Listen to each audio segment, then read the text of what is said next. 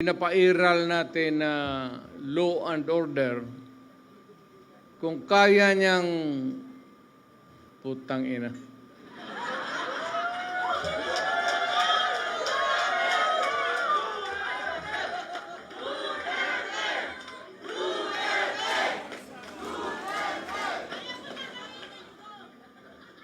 Alam mo, kung ako ang durugista,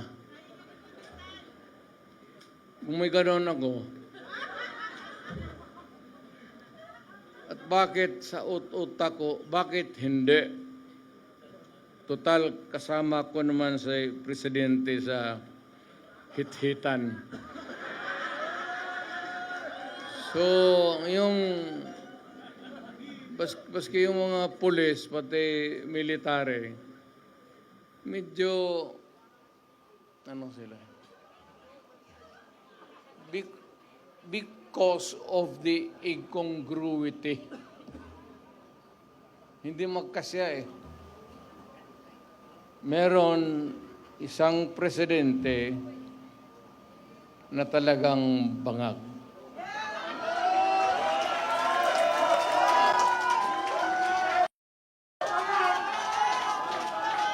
Hindi naman buang. Pero yung bisyo ng droga, long term yan.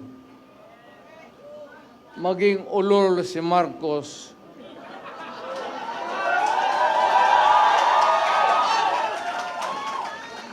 kung maybe constant use of heroin, aabot pa siguro siya ng 80. Pero pagdating sa panahon na yan, hindi na siya gumagalaw. Either nakatindig lang yan sa kwarto niya,